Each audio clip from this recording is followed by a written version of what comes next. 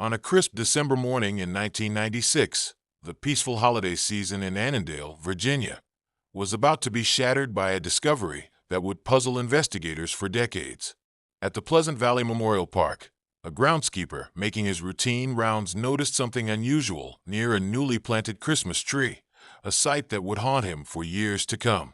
If you're intrigued by unsolved mysteries that challenge our understanding of human nature, please take a moment to like this video and subscribe to our channel for more compelling true crime investigations. The discovery was both tragic and meticulously planned. A woman's body lay peacefully on the ground, as if sleeping. She was dressed immaculately in black, her gray hair neatly styled. Beside her lay a Rubbermaid container filled with $1,800 in cash, enough to cover her funeral expenses. No signs of violence, no struggle, just a carefully orchestrated final scene. What made this case particularly haunting was the attention to detail. The woman had removed every possible means of identification. Her clothing tags were cut out. No purse, no wallet, no ID. She had even gone to the extraordinary length of removing serial numbers from her medical devices. This wasn't just a death. It was a deliberately crafted mystery. The only clues she left behind were peculiar and precise. A note, written in neat handwriting, read, "Deceased by own hand. Prefer no autopsy. Please order cremation, with funds provided. Thank you, Jane Doe." The methodical nature of her planning sent chills through even the most seasoned investigators. The scene became even more intriguing when investigators discovered she had visited the cemetery the previous day. Security footage showed her walking the grounds, seemingly selecting her final resting place. She had purchased a small Christmas tree from a nearby lot, which now stood as a silent sentinel over her chosen spot. The medical examiner determined she had died from ingesting Valium mixed with antifreeze, a combination chosen for its quick and peaceful effect. But who was this woman who had planned her own death with such precision? Why did she choose this particular cemetery? And most puzzlingly, why go to such extraordinary lengths to conceal her identity? Investigators worked tirelessly to piece together her final days. They discovered she had stayed at a nearby Holiday Inn for several days before her death. Hotel staff remembered her as polite and unremarkable, paying cash for her room.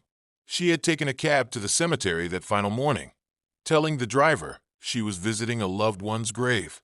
The investigation into the Christmas tree lady's identity would become one of Virginia's most perplexing cases. Despite having her fingerprints and DNA, no matches were found in any database. It was as if she had never existed, yet someone somewhere had to be missing her. Investigators were struck by several peculiar details that set this case apart. The woman appeared to be between 60 and 70 years old, well-educated, and clearly from a comfortable background. Her clothing was expensive, her nails professionally manicured, and her dental work suggested access to quality health care. This wasn't someone living on society's margins. She was someone's mother, sister, or friend. The break in the case wouldn't come until 2022, nearly 26 years after her death. Through advanced genetic genealogy, the same technology that caught the Golden State Killer, investigators finally put a name to the Christmas tree lady, Jacqueline Lanzetti. But here's where the story takes an even more extraordinary turn. Jacqueline, known to friends as Jackie, was 69 years old when she died. She had lived in Alexandria, Virginia, just miles from where she was found. Most shockingly, she had never been reported missing. If you're finding these revelations as startling as we do, make sure to hit that notification bell to stay updated on similar cases where modern technology helps solve decades-old mysteries. The investigation revealed that Jackie had lived a life of privilege, but also one of profound isolation. She was the daughter of a successful physician, educated at prestigious schools, and had worked as a teacher. But somewhere along the way, she had methodically cut ties with everyone who knew her. In the months before her death, she had carefully closed all her accounts, donated most of her possessions, and systematically erased her paper trail. Her final act wasn't just about ending her life. It was about completely erasing her existence. Perhaps most haunting was the discovery that she had no immediate family left.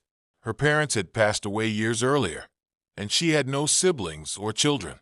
The woman who had gone to such extraordinary lengths to hide her identity had, in many ways, already become a ghost long before her death.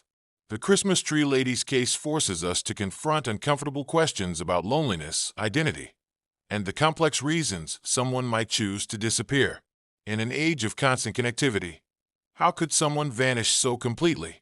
What leads a person to orchestrate their own erasure from history? Today, visitors to Pleasant Valley Memorial Park might notice a small marker near where Jackie was found. The Christmas tree she planted has long since been removed, but her story continues to resonate with all who hear it. It serves as a powerful reminder that behind every Jane Doe lies a real person with a real story. Thank you for joining us for this investigation.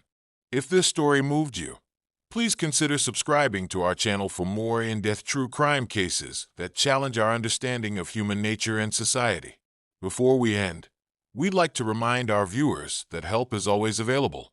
If you or someone you know is struggling, please reach out to the National Suicide Prevention Lifeline. Sometimes, the simple act of connection can make all the difference. Stay tuned for our next investigation, and remember, every mystery has a human story at its heart.